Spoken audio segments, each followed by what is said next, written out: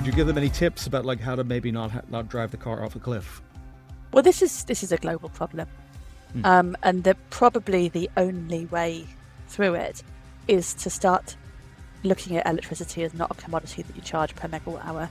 You charge based on when it's generated, because when the sun's out and demand is low, you've got loads of power. When the sun goes down, especially when demand is high, you have not very much power at all, and that is a problem. There is a story that Australia very much tells itself, that it wants to be the global leader, that it wants to be on the stage, that it wants to be taking action. But when you look at the data, when you look at the actions being taken, it has not been nearly enough and not really been serious in many respects.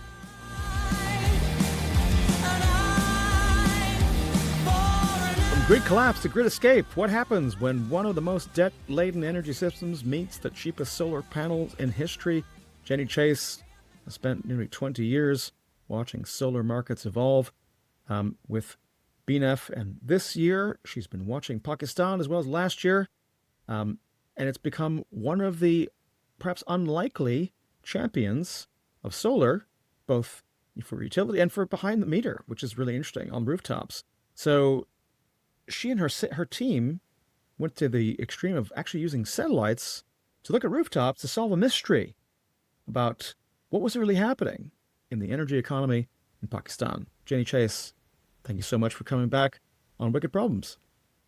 Nice to be back, Richard. Thank you for inviting me. And the goose godmother, or the godmother of geese, I'm not sure like what we should call her. How are the geese doing? I think it's some goslings recently. We have goslings. Yes, I have one problem child, but they're mostly fine. Okay, good. Good. Well, I'm glad to hear it. So let's talk a little bit about Pakistan. Like you've been on this earlier than anybody else, right? You've been covering this almost as, again, in terms of people who are in your orbit, right? You were one of the first people that certainly have reached people like me in terms of relaying this information. So I'll just leave it at that. So it was around 2022 that we started noticing that the numbers did not make sense. The Pakistan government said that there was a few gigawatts of large projects in Pakistan, but we had the export data from China, and we knew that China was selling a lot more than that into the country. And what we realized was that people were putting up solar in Pakistan and not telling the government about it. And this was like a minor footnote until about 2024, when suddenly Pakistan was the 6th largest export market for solar modules. And obviously there was this massive disconnect, because the government obviously had no idea what was going on. And yet this country with a 50 gigawatt grid was importing 15 gigawatts of modules a year. And at the same time, you started to see the electricity demand in Pakistan start to drop. The reported electricity demand start to drop, which was very, very interesting. And it's one of the very few places where this has actually happened, where things have taken off so rapidly without any obvious government support. Indeed, without any government knowledge, as far as we can tell. Well, I mean, it almost sounds like again, it's a great mystery story, but also it's a great kind of story of, what does it say that, so we talk about the grid, right, as a public good, right? But if the grid isn't delivering and you have the means and you want to keep the lights on so that your teenage daughter can actually study at night. To be fair, that's not the issue in Pakistan. What is the issue? So it doesn't appear to be primarily driven by blackouts. In Pakistan, it seems to be driven by prices. There are markets. So South Africa is a market where an awful lot of people bought solar panels because they were fed up of having blackouts. But Pakistan, it seems to be more that the prices are very high. And it's people who are buying these systems. It's also agriculture. So farmers are buying what they call solar tube wells to replace diesel in irrigation. And it's factories and it's cement plant. And part of the issue is that Pakistan's power prices have been rising very quickly, especially since Russia invaded Ukraine and sent the price of liquefied natural gas soaring worldwide. And Pakistan had locked into these contracts with Chinese investors for coal plants that are built in Pakistan. So it can't really drop the power prices. Wow. And the more people stop paying for power from the grid, the fewer people are paying for these coal plants, and therefore the prices go up. And so this is what we used to call the utility death spiral when it was hypothetical. But this appears to be what's actually happening. And Pakistan's government is obviously starting to be quite concerned about this. They are trying to renegotiate their contracts with the Chinese coal investors to pay less for power, or particularly less for power that is not that they don't actually need. And yeah, it's all a bit of a mess. Well, I mean, it's super interesting. I must actually look into some of the corporate structure, because I mean, I'd be like, if it were anywhere else, and it wasn't like all in all state owned as an entity with like one member corporation as the minister for energy or something, like if it was either semi-privatized or somehow like just a corporate entity that could go bankrupt, like you just let it go bankrupt, and basically you'd buy it back out of bankruptcy for like 5p on the pound. And like, sorry about that with your Chinese your coal contracts, but as it turns out, now it's bankrupt. So, so sorry. I mean, the Chinese might not be happy about that, but like certainly, like that seems like if they can't renegotiate. Anyway, sorry, I'm taking you down a completely weird rabbit hole there. I But also just don't think that will work, because I don't No? think they're private entities. I think they're the state. Right. I mean, there's probably somebody listening who's more of an expert on the legal structure of Pakistan electricity providers than I am, but it's basically the state that has these contracts, which means that it's very difficult to get out of. Well, yeah. Sorry, the side note, weird rabbit hole. Sorry to bring you down there, but I think what's super interesting is that people are doing this, and I guess the question for me, reading some of this is, what should we be learning from this? Why are you, again, Pakistan is of course a very important country, and it is very populous, and we're big fans. Many friends who are either descendants of people from Pakistan or are people from Pakistan themselves. So, we love them, but also it's of interest for maybe other reasons as well, because it's a stand-in for maybe, is it the shape of things to come, I guess, is the question in some ways. And so what are the things that you're trying to learn by paying this much attention to Pakistan? Well, first of all, I mean, the reason I'm paying so much attention to Pakistan is that it's the 5th or 6th largest solar market in the world. Of course, yes. And as you said, it's a big country. It's 236 million people, but it's not the biggest. And certainly what it's done is unprecedented. It's also very, very hard to track, just by the way. I mean, we did use satellite data. The satellite found a lot of solar panels. Not difficult. You can go on Google Earth and look at a random patch of Lahore or Karachi, and you will see loads of solar panels. Like, they're everywhere. So the actual question of how many there are is frankly a guess at this point. So there are two things we want to know. First of all, why is it Pakistan, whereas other countries have not, with similar problems, have not had the same? It's not quite had the same effect, and we think it's probably a combination of weak government, the fact that it's not actually that poor a country. I mean, it's poor, but it's not. It's middle income. It's lower middle income. Yeah. It's very entrepreneurial, and yeah, people it really found this way to solve its problems, and without the government being involved. Well, that's the thing that I find interesting, right? So, like, I mean, the thing about solving its problems, right, is that works at a household level or firm level or a microeconomic level. But the grid is, like, in some ways, again, and why it might be publicly owned there and should be in many other places, is that it's a kind of a promise of making accessible something to more people than if you had to just do it yourself, right? The economics of solar kind of invert that somewhat, at least for those who can afford it. It's easier to go solar if you're rich. Well, like buying an EV, right? Or buying anything else. Like, if you can afford the CapEx up front, then, you can do lots of stuff. But it is, if you're not in that position, then it becomes more challenging.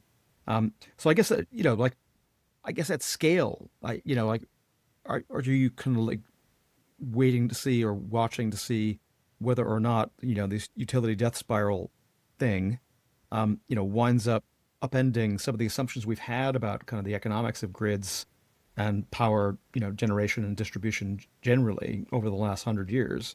Because it feels like that's like the level of disruption we might be talking about. Am I wrong? No, I don't think you're wrong, because Pakistan has already imported more than 11 gigawatts of more solar modules this year. Wow. And we are starting to see fossil fuel demand drop. We're starting to see power demand drop, all of which is really great from one perspective. But it does beg the question of, does this all mean that the grid is going to collapse, leaving people who can't have solar for whatever reason stranded, and meaning that when you have, for example, a monsoon season and the sun doesn't show itself for a few days, leaving the country with enormous problems that nobody can pay to solve. Right. I guess on the flip side of this, I have been trying to watch Pakistan's economy, because it sounds great to say that fossil fuel demand is dropping, but of course, if that's happening because of economic contraction, that's not really great for the people involved, and Right. that's not the story we would like to see. As far as I can tell, that's not happening. And that is very interesting, because, of course, what would you expect from this economy is that all this cheap electricity was actually giving the economy a boost in various ways that were not necessarily showing up in official GDP. I guess that's for me. Like that's like I'm just, there are people smarter than me, like you, who maybe can help me understand this better, right? But like for me, it's like, okay, so a certain percentage of economic activity, right, that's caught by the GDP figures. And that's my stepson doing something with a saw, so that's for the background noise there. It's fine. I'm sure he'll finish this project sometime this century. It's all good. But the numbers don't catch everything. And if the idea is, so like, I mean, worldwide, depending on how you do the numbers, right, but something like 10% of global GDP is basically accounted for by energy, right? So writ large. And so of that, oil and gas, covers a lot. So if you were to, kind of do this kind of demand destruction for fossil fuels that we might be starting to see now, right, in Pakistan, and presumably might be replicated in other markets going forward, if that were to be, replicated, then the short-term economic data might actually look like it's contracting, when in fact people are actually getting more value, but it's not turning up in official figures. So like that feels like one of these really pretzel knot logic problems that economics sometimes throws at you, that I'm not smart enough to figure out. But like it feels like that might be a problem for a politician who's promising everyone growth, and then the numbers actually don't tell that story. Well, the United Nations Statistical Review Board is trying to bring in self-generated electricity into GDP stats. And this, by the way, is something that for the entire history of GDP has been discussed.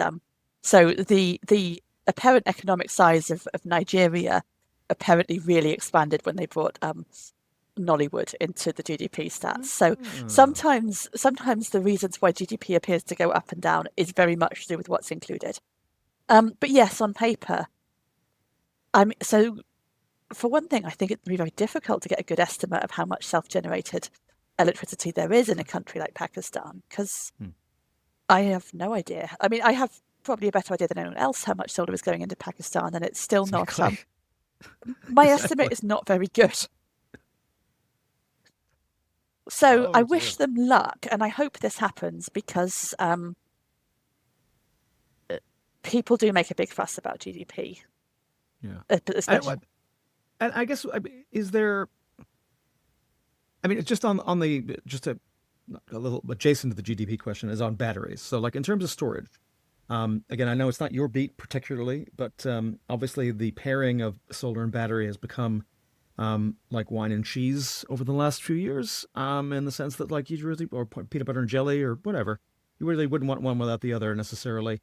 And so, I mean, is there a similarly large increase in the market for kind of, again, Powerwall type devices where you've got some kind of residential storage, that you can use, kind of the electricity gained during the day by solar in the off hours?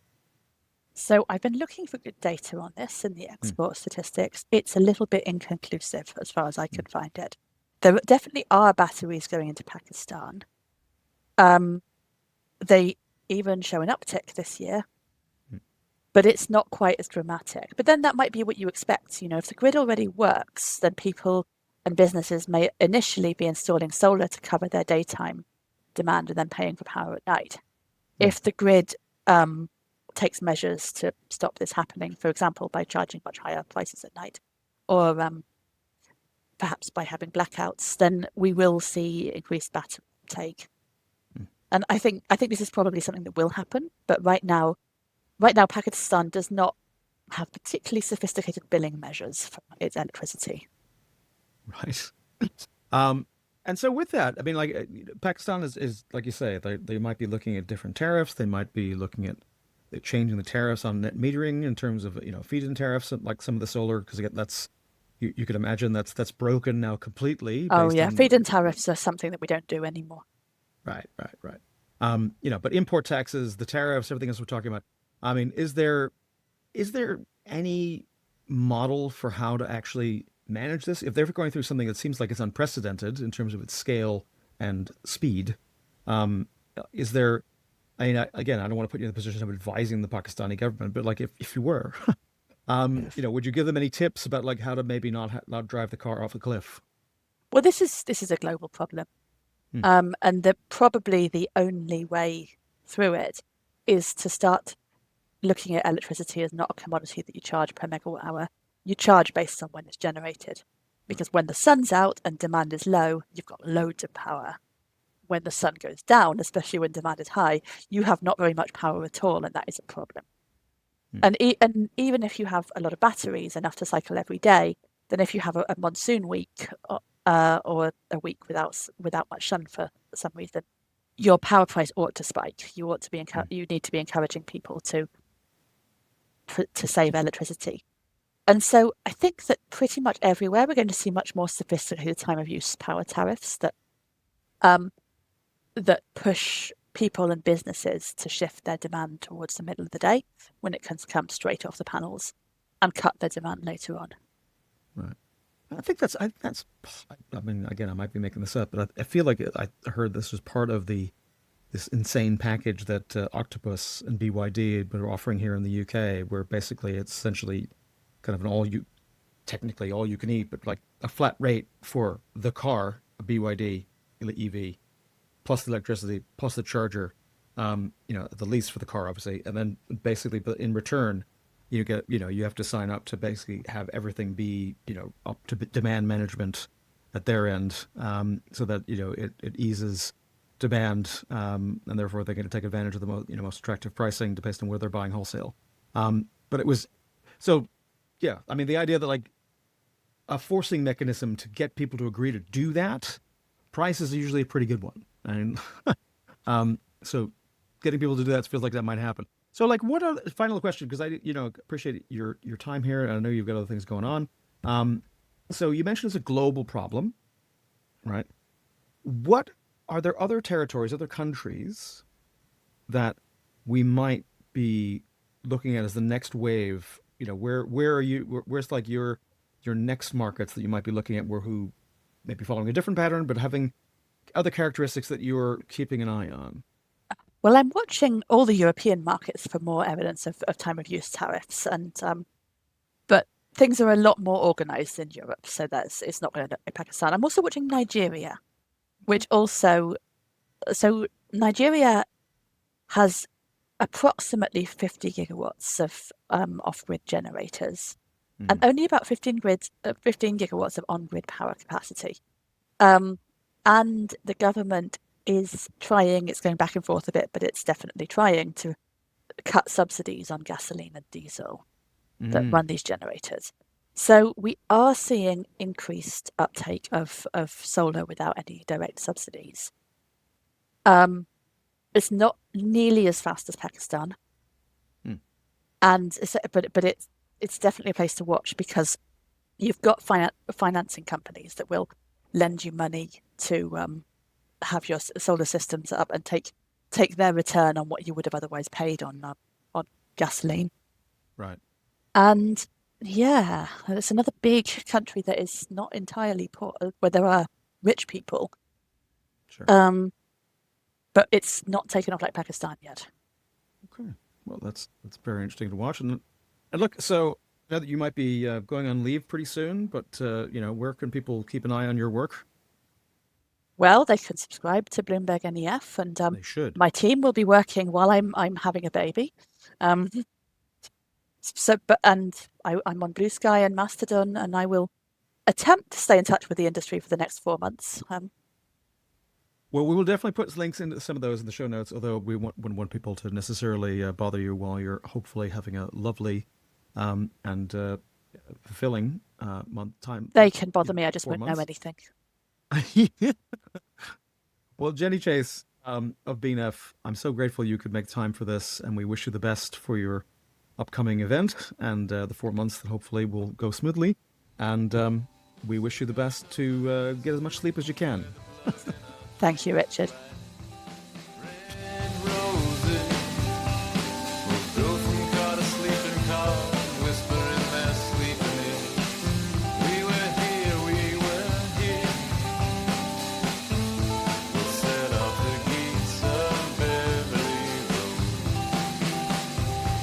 Back to Wicked Problems. I am Richard Delevan, and we are talking today about the latest in a string of climate cases, this time in Australia. And help us understand it is Royce Kurmelovsus, the author of 5 books, most recently Slick, Australia's relationship with big oil, toxic relationship, I should say, with big oil, and author of many, many articles where you can see some of his journalism in Renew Economy, where he covered this case at the Torres Strait. Royce, welcome to Wicked Problems, man. Thank you. It's great to be here. And so thank you for coming on. And again, it's early my time, but it's late afternoon your time, thereabouts. They're in the east coast, the eastern time zone in Australia. Let's talk about this case. So the headline in your piece in Renew Economy is Court agrees government paid scant regard to climate threat, but throws out the lawsuit anyway. So what happened? What happened? Oh, that's the big question. So I guess this decision came down yesterday in the federal court. The decision was specifically held in Cairns, so the applicants could be present for this. It was a long anticipated decision on what would be a major climate case within Australia, and people had hoped that this could be a landmark legal decision that may kind of change the conversation about climate.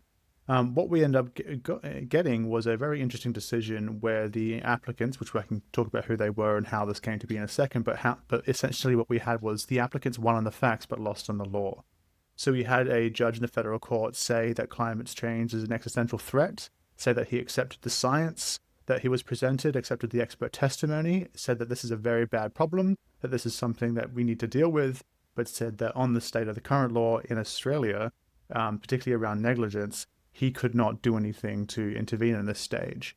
And that was partly because this case was brought to, as part of this case, the applicants argued essentially that the government had a duty of care to act on climate change to protect members of the Torres Strait. And I can talk about that now or later, but essentially the judge found that on the cases made out that all the facts were there, that climate change was currently threatening these people's island home, but just the law did not allow him to find that the government owed a duty of care. And we can talk about more about why that is later. Let's talk about let's kind of set the table for where for people who are not intimately familiar with the geography of Australasia, where we're talking about. So we're talking about a string of islands that's between New Guinea and the northern extremity of the Australian mainland. Is that right? Yeah, so this is the Torres Strait. So these islands Australia took possession of these islands because Australia used to formerly own Papua New Guinea. And when Papua New Guinea was made an independent country, the Torres Strait Islands remained with Australia. Now, the islands in question that we're talking about, there's about 200 of them. There's only about a dozen that are actually inhabited, and then the people who brought this case are kind of the traditional owners and indigenous people to this area, and have a long uninterrupted culture going back tens of thousands of years. And that's part of what was at the heart of this case. So we have islands where they talked about very extreme impacts to what is going on. We have, as sea level is rising, a lot of these islands will be inundated and no longer habitable anymore. And there's already situations where at king tide, food-producing regions are being kind of, inundated and contaminated by seawater, but also significant cultural sites. Like my understanding is that, for instance, in some cases at king tide, ceremonial sites and places where their ancestors may be buried have been affected, leading to awful situations where people have to go and try and recover some of these materials. So this is very real. It's happening now. This case was a class action. So it involves a group of people living within this area. And to do that, they need representatives. The two main representatives was Uncle Pabai Pabai and Uncle Paul Kabai. I'm hoping I get that correct. So they were kind of the lead applicants to bring this case. But there was a group of people as part of this community who were involved in this particular legal action. Right. And the grounds that they were claiming, again, you could imagine a certain amount of harm from just what you've described. It's like you have a community, and you no longer can grow food. That's a problem. I mean, Australia in some ways acknowledged, even slightly, that it had some liability by accepting refugees from, not calling them refugees, but people from Tuvalu, another small island, independent small island state. In exchange, again, that's a whole other episode. The complexities of that treaty and some of the parts of that deal that are a little bit weird. But as a precedent, this idea that people are coming, a certain 280 visas each year are being granted to residents of Tuvalu to relocate to Australia on the grounds that Australia acknowledges that Tuvalu is going to be endangered in terms of being habitable in the coming years. So is there similar programs in place, in these islands? I mean, obviously people wouldn't want to necessarily leave, but is the government trying to encourage this and is there any kind of compensation that's been on the table? Like, has the government acknowledged that they've done wrong here so far by continuing to use fossil fuels? In terms of the precise situation, I'm not exactly across what is going on, but these people would be considered Australian citizens, so they would not necessarily have to have a special treaty that allows them to move to Australia. They could do that. In terms of the community, I mean, we should be very clear that this community does not want to leave. This community's culture is directly tied to the to their land, to their home. Right. And as they said during the case, and they gave testimony, we had hearings actually on the islands where these people live, which was a very significant move for the court that shows that the court was taking this seriously by going to that effort to see this firsthand. These people said as if they lose their islands, they lose their culture, which is directly tied to that intimate relationship with that. In terms of what the government is doing about this, I mean, as it was just a major feature of the case was that the government was did provide funding for mitigation efforts in some capacity, the construction of seawalls, and there was some, as part of the case that was argued was some question about whether this funding for these mitigation works was provided in a timely manner and a coherent manner, and there was some argument about that. Ultimately, the money was provided, something was built. But there's a question of is it enough, and will these defenses be overwhelmed, which is kind of the classic case of mitigation. So you have kind of these faltering efforts to help protect the community against climate change at the same time as the community are basically saying, look, we need the Australian government, like all governments of the world, to do something to act on climate change, to phase out oil, gas, and coal, to be making drastic emissions reductions, to doing something.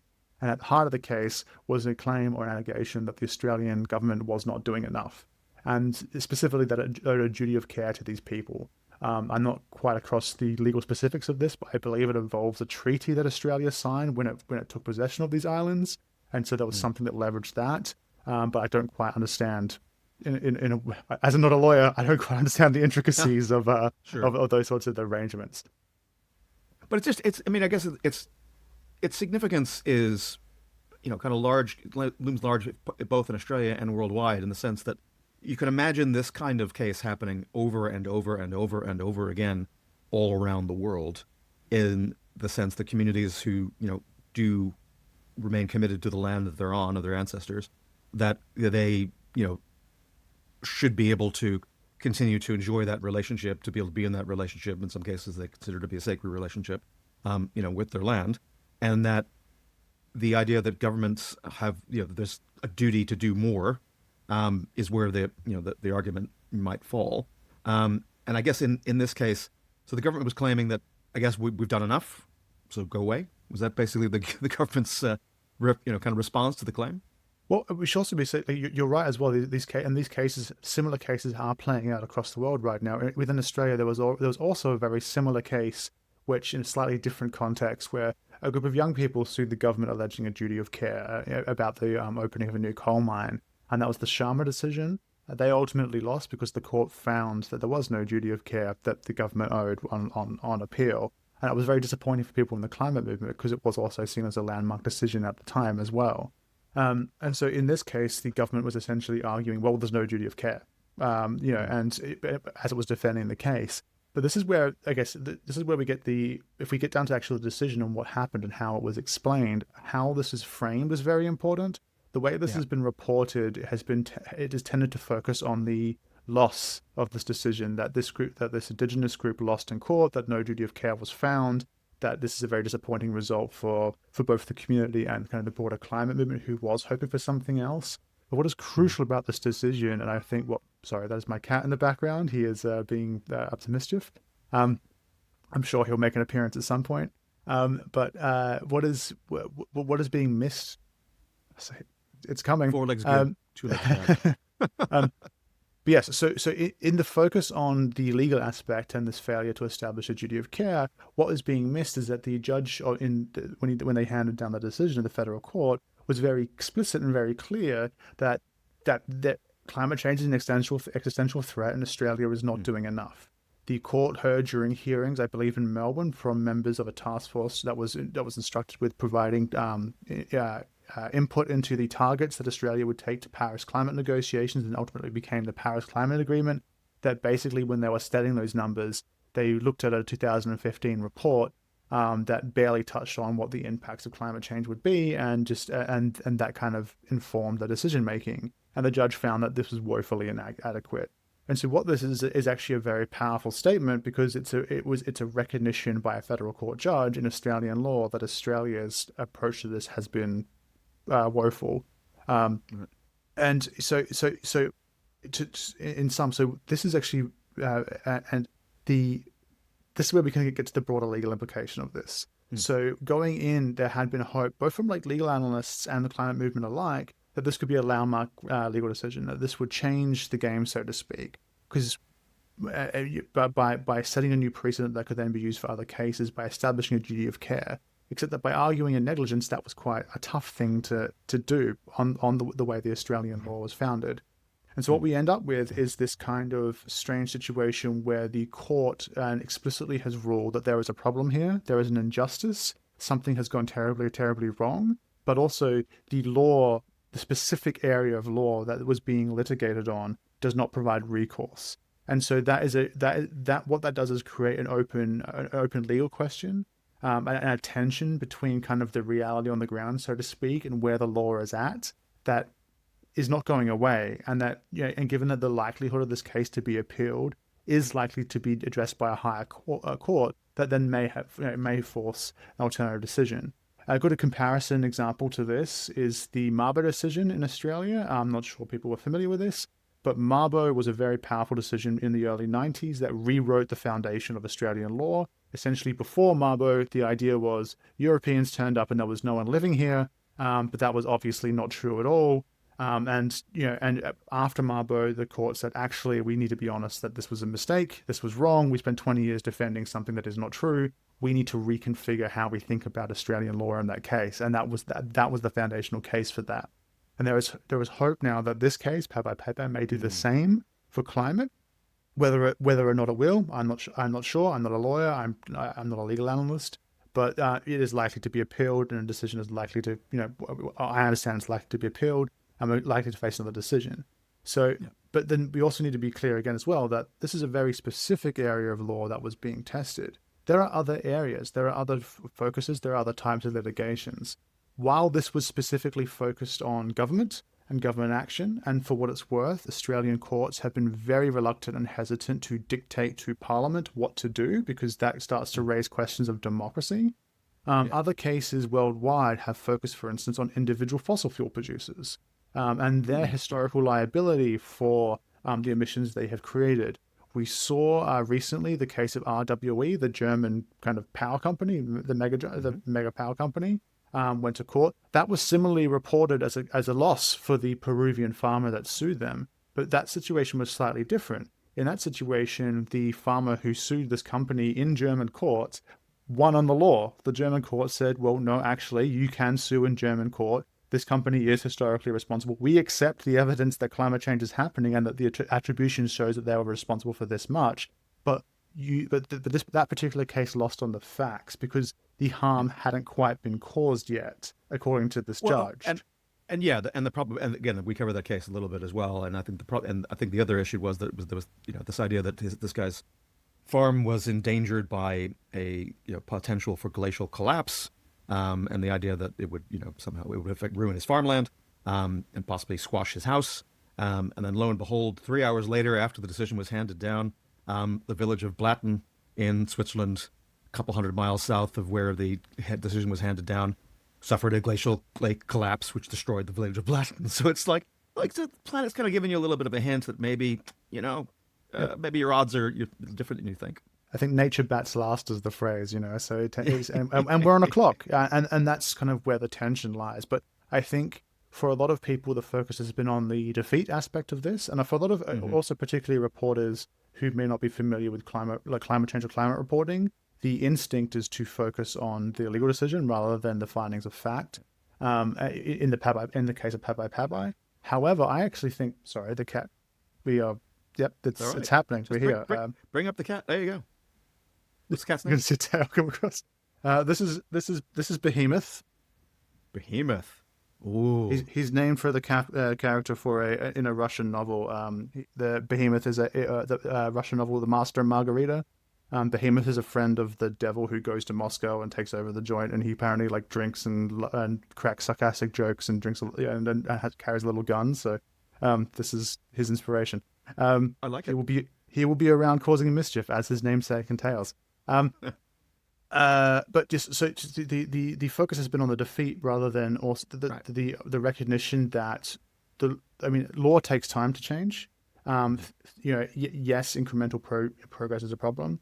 But what we saw here was something significant, even if it was not necessarily the case. Because again, we might see other cases in Australia that are going specifically after fossil fuel companies or their industry associations. Other ways of approaching in laws. Nuisance was the tort used in the German case. There are other people looking to use corporate law, for instance, which doesn't have the problem of causation. So this is not the end of the road by any means. Again, it's possible it's going to be appealed, so we will wait to see. It was a very significant case that maybe lost the battle, but did not lose the war by any stretch. And I think that is the important point, and I agree. One of the reasons we wanted to get you on is I think your coverage touched that nuance in ways that a lot of other people kind of missed, in the way that they were just given the headline of, government wins, indigenous people lose, and then not really explaining, again, that particularly the justice in this case seemed to keep the door open. Let's come back to this in a second, because I think, as you mentioned, this is part of a series of actions that have happened, really this fluorescence of this stuff in the last couple of years. And, next week we're expecting to see something we covered end of last year, this, series of hearings that happened at the International Court of Justice, or the World Court, as some people call it. And they are expected in the coming days and weeks to issue an advisory opinion about whether or not, there's an international duty, there's a duty of states, to actually do more to prevent the harm that's going to be being suffered in places like the Torres Strait, but also, the main litigants were places like Kiribati and Tuvalu and the small islands, developing states, places like Bangladesh, where, past a certain temperature threshold, we can expect 1/3 of Bangladesh to simply be inundated most of the year. That seems like that's going to be a problem. And then the question becomes, okay, well, who is responsible for doing something about it? And if you're failing to meet your duty to actually do something about it on the front end, then do you have a responsibility to ensure, to help people adapt or to whatever it is? But essentially the idea that there's some principle in international law, is there one, that says that there is this responsibility? So how do you think that, have you been covering that? Have you been following it? But what are you hearing from an Australian perspective about what people are people even paying attention to that? Were they paying attention to it when the hearings were happening? Well, okay, this is very interesting. So I haven't been covering it so far. I will be covering it I already know I'm going to be covering it when the decision comes down. There is an awareness of this within people who do climate change within Australia, who are paying attention to this sort of thing. Broadly speaking, I have seen very little to no coverage that this was unfolding in Australia, and I think that's that's a key issue, because if we have a decision come down from the ICJ that says that governments are responsible and need to be doing stuff and sets out kind of specifics to do that, I mean, Australia is going to look very out of step, especially based on this decision, especially based on previous actions. And it's going to be very, I think it's going to be another significant step in roping together kind of the international community such that it is in a particular direction to actually address this problem. And I think again, depending on the decision that comes down, it's going to make countries like Australia and probably some people within certain government departments very uncomfortable, depending on the obligations it sets up. Because even if it may not necessarily be binding in a legal sense, you start to get these things do get factored into decision making. They do get factored into decisions by courts, bureaucracies, negotiations. This is going to start to become more real for the people who make those sorts of decisions. So, and that's what I wanted to kind of close on, because I think this, for me, as an outsider looking in at Australia, it's always struck me as that this, as all countries have these contradictions of it likes to see itself, particularly this government, as a responsible international actor, as somebody, we're the good guys, we're not necessarily trying to, squash the little guy, but at the same time, when you looking at the testimony that they were giving, the pleadings that they made during those hearings, you could just see this tension between the idea that as a lawyer, I have to basically say that, like, we've got no responsibilities at all, but it's obviously a terrible situation, and we're very concerned, and we want to do everything, and we're doing everything we can, within our voluntary lack of requirements to do anything at all, which makes people sound a bit crazy.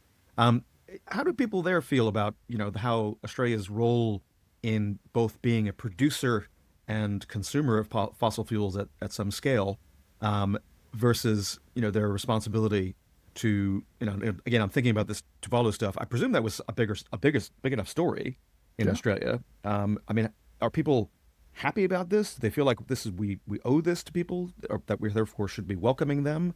Like, how does that play out?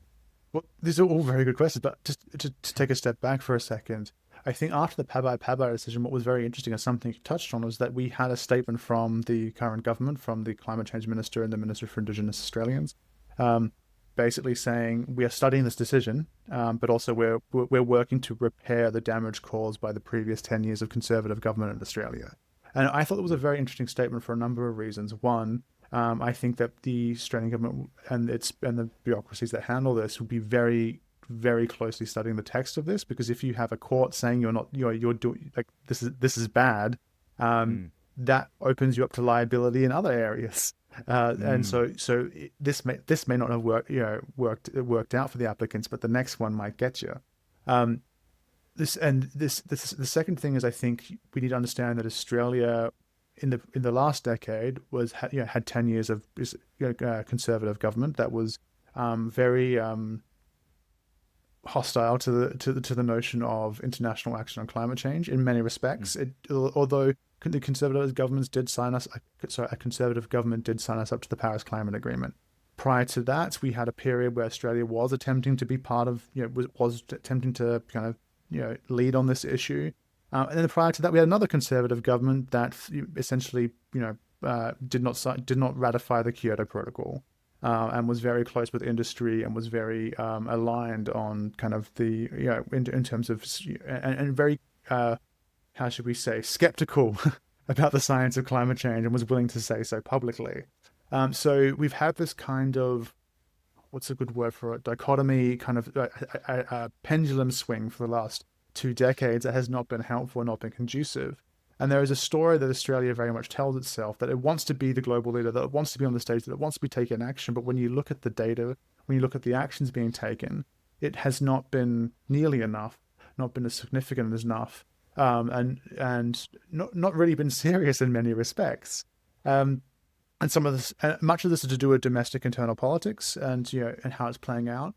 And moving forward, you mentioned the Tuvalu decision. That was very significant, and I think the current government has been keen to promote this as a sense that Australia is doing its bit for the Pacific, that it is offering a lifeboat to a nation that is, and in some ways it is. But then you have to understand that in the context, as you said, that Australia is it can vie for the is one of the top 3 LNG exporters, is one of the world's biggest exporters of coal. The port of Newcastle I think remains the biggest coal export port in the world, through which we sell this stuff. And we have a situation where the current government is, and to their credit, they are doing things on climate change. They are doing, under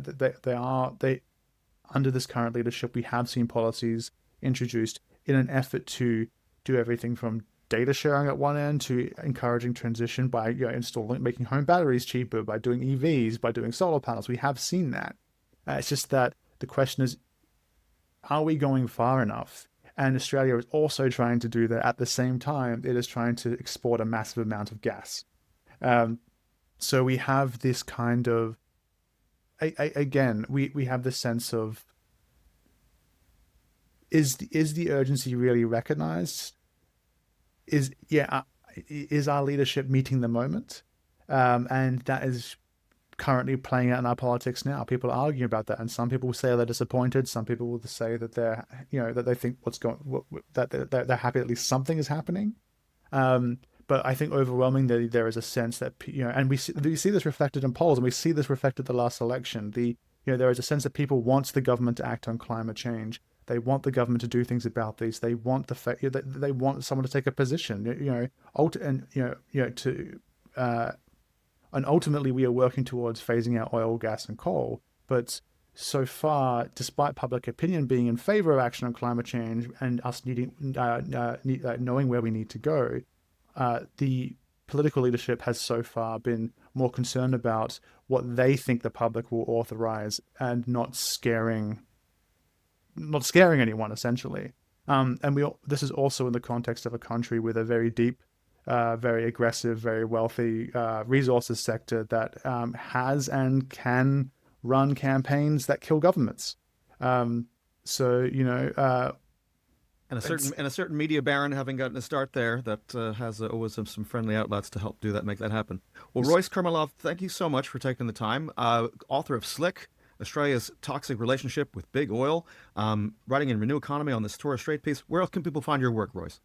Well, I'm currently contributing to regularly to Drilled, so you can go on the website, you can find my stuff, my investigations there. I also infrequently write for places like The Guardian, The Saturday Paper, others around. Follow me on Blue Sky. Get the book. I promise you it's great. And yeah, thank you for having me, by the way. It's been great to chat. Great to chat. And I really will have you back, because I'd love to tell you so many other things we could have talked about in this conversation. Australia is always a font of, I just find it a fascinating place, even though, every time I think about going there, then I think about, do I really want to go somewhere where everything was basically trying to kill me? And then I think maybe not. But anyway, Royce, thank you. Well, there is that. Royce, thanks so much, man. Thank you for having me, and speak soon.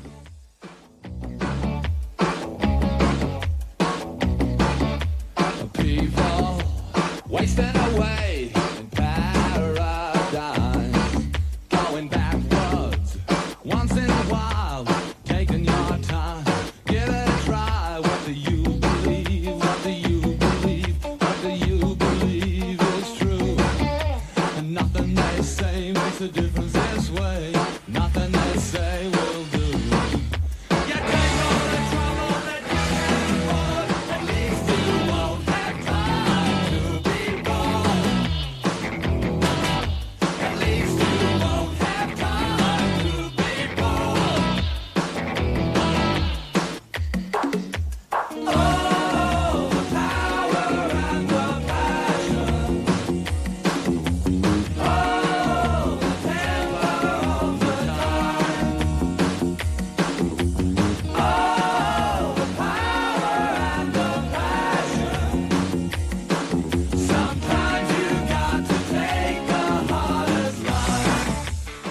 Thanks for listening to Wicked Problems, made possible through the generosity of people like you. If you liked this conversation, please share it and leave us a rating and review on Apple Podcasts or Spotify. It really helps people find the show. If you'd like an ad-free version of this podcast, consider becoming a paid subscriber at wickedproblems.earth. You'll also get our newsletter, all our show notes, member-only goodies, and you'll be supporting media that wants to tell the stories at the frontier of climate tech, the place where people and politics, technology and capital meet and shape the future. And whether it's one you'd want to live in. Wicked Problems is written and edited by Richard Delevan. Production assistance was provided by me, Theodore Delevan. Wicked Problems, Climate Tech Conversations is a production of Wicked Problems Limited. Thanks again for listening.